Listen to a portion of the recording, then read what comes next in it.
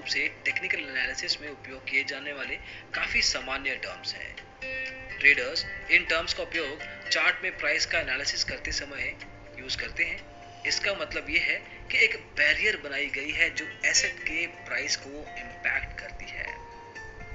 ये अवधारणा थोड़ी सी तकनीकी लगती है, लेकिन जब हम आपको इसके बारे में आगे बताएंगे तो शायद समझना थोड़ा आसान हो जाएगा। सपोर्ट एक प्राइस लेवल है जिसमें प्राइस पर एक ठहराव है। साथ ही ये अपेक्षित होता है कि कीमतों में गिरावट आनी ही आनी है। जब एक सिक्योरिटी के प्राइस गिरते हैं तो ज्यादातर इन्वेस्टर सिक्योरिटी में रुचि लेते हैं और परिणाम स्वरूप शेयरों की डिमांड बढ़ जाती है। यहाँ एक सपोर्ट लाइन का निर्माण हो जाता है। दूसरी ओर, चूंकि शेयर होल्डर्स शेयरों की लो प्राइस का उपयोग करते हैं, प्राइस बढ़ने पर एक रेजिस्टेंस जोन बढ़ जाता है। हमें ये जानना जरूरी है कि जब किसी कमोडिटी या शेयरों में प्राइस के रेट, इनफैक्ट इनके जो रेट होते हैं वो बढ़ते हैं तो इनकी डिमांड कम हो जाती है। तो ये प्राइस जो है डिमांड सप्लाई को वर्क अराउंड करते हैं। डिमांड कम होने पर कमोडिटी की सप्लाई अधिक होती है, क्योंकि डिमांड कम है तो ऐसा लगता है सप्लाई ज्यादा हो गई है। इसी वजह से प्राइस के बढ़ने पर ठहराव की उम्मीद की जाती है। इस कारण इसे रेजिस्टेंस कहा जाता है। निवेशक कमोडिटी के प्राइसों का पीछा करते हैं और मार्केट से बाहर निकलने या एंट्री करने में योग्य होने के लिए सपोर्ट और रेजिस्टेंस जोन की पहचान करते हैं।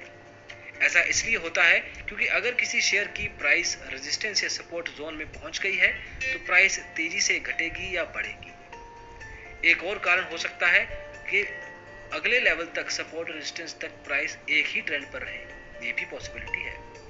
विभिन्न प्रकार के ट्रेडर ये मानते हैं कि आप सपोर्ट और रेजिस्टेंस जोन को तोड़ नहीं सकते। हालांकि इन्वेस्टर प्राइस के रुझान पर शर्त लगा सकता है और जान सकता है कि प्राइस सही है या नहीं और प्राइस सपोर्ट और रेजिस्टेंस जोन द्वारा रोक दी गई है या नहीं। यदि गलत ट्रेंड में आप खराब किस्मत की वजह से प्राइस दिशा गलत चली जाती है तो आपको थोड़ा नुकसान उठाना होगा, लेकिन यदि प्राइस सही ट्रेंड में है तो इस कदम को सपोर्ट माना जाता है। रेजिस्टेंस की अगर बात करें तो निवेशकों के पास सपोर्ट रेजिस्टेंस लेवल पर अलग अलग कहानियां हैं, खुद की स्टोरीज हैं और वे उनके फैसले को कैसे प्रभावित करते हैं ये भी वो बताते हैं। एक उदाहरण लेते हैं। मान लीजिए एक आरव है, वो एक निवेशक है, उनके पास स्टॉक है और वो मार्च और नवंबर के बीच प्राइस बढ़ने की उम्मीद कर रहे हैं उस स्टॉक की। ट्रेडर ने देखा कि प्राइस कई महीनों से 40 रुपए से ऊपर नहीं बढ़ रहा। सिर्फ ये चीज हो रही है कि 40 रुपए के करीब पहुंच जाता है, लेकिन 38-39 के आगे नहीं बढ़ पाता। इस मामले में 38 रुपए रेजिस्टेंस लेवल के रूप में देखे जा सकते हैं। ट्रेडर्स रेजिस्टेंस लेवल से अधिक प्राइस को ट्रांसफर नहीं कर सकते हैं, जिसे सीलिंग के रूप में भी जाना जाता है। सपोर्ट। अब जब सपोर्ट की बात आती है तो हम एक और एग्जांपल लेते हैं। मान लीजिए ट्रेडर अभिनव है और उनका स्टॉक का प्राइस लेवल गिर रहा है, लेकिन 50 रुपए से कम नहीं हो रहा। मार्च और नवंबर के बीच कम से कम वे 49 रुपए पे था। अब 49 रुपए सपोर्ट लेवल कहने के योग्य है और इसलिए कोई भी ट्रेडर अपनी प्राइस इससे कम नहीं रख सकता।